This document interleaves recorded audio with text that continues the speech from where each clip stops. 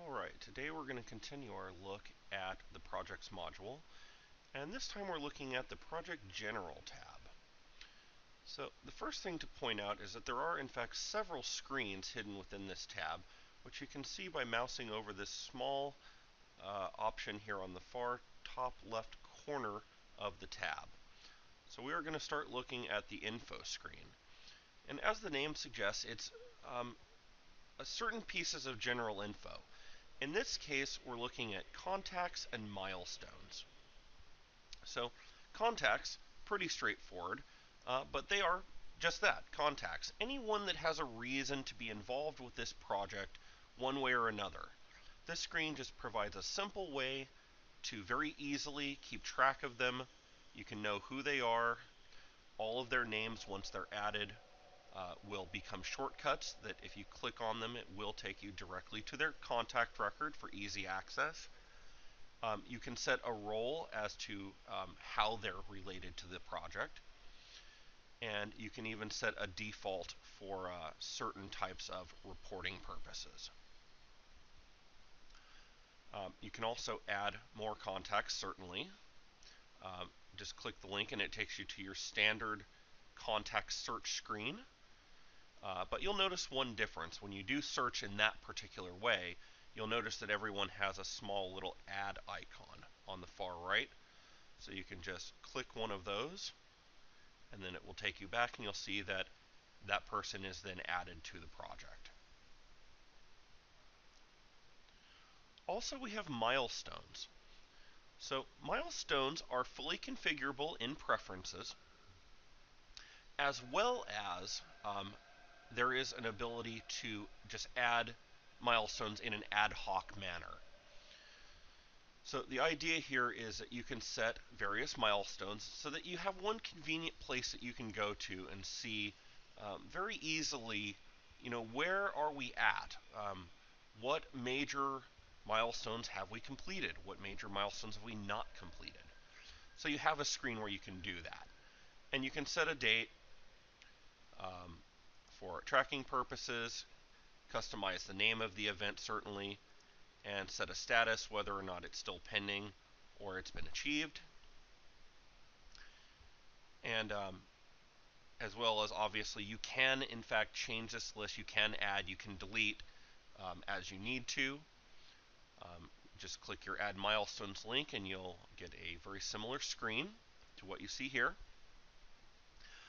If you do have milestones already defined in preferences, they will show up on this drop down, and in fact you'll see here that there are none currently showing.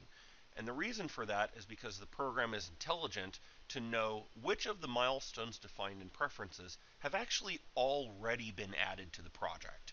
And in this case we've in fact added all of them. But if we wish to, we could also add an ad hoc milestone that's not necessarily predefined in case we need to do that. So we certainly can. We'll just go add milestone. And we can see it's added right there. And again, we can set a date, mark whether it's achieved or pending, and so forth. Next is the miscellaneous subscreen. So this screen has two important fields. One is the custom fields box. This is again defined in preferences, but what this is just that. It's a place where you can define a custom textual based field to contain any value you might happen to need to track. So this screen will allow you to do that. You can set all these labels in preferences, set their values here in the project, and you have a place to do that. And then up here we also have secure notes. And this field is actually protected by a security preference. So if you do have notes that you don't necessarily want everyone to see, you can do that. A good example of that would be some customers that do residential work for celebrities. You might not necessarily want all of your employees to know where the celebrities live. So you can hide that type of information in this box. Next is the data screen. So again, this is kind of more generic information, but this is more kind of numbers-based information. all your site areas, the size of your building area. Again, another miscellaneous field. You can just plug in whatever values you want. The construction cost, when the project was started, when it was completed, if it is already completed, basic description, and those types of things. We also have a chart screen. And the idea behind this screen is this is basically a lot of the same charts that you see in the dashboard. And we did cover the dashboard in another video that you can refer to. But a lot of the same charts exist here.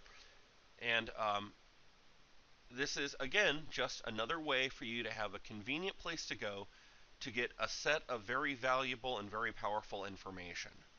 So you can see very easily a very visible color-based graph or chart that you can get that information.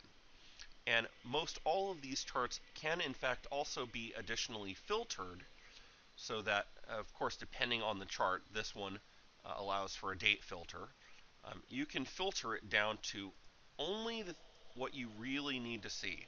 So this is all customizable as well.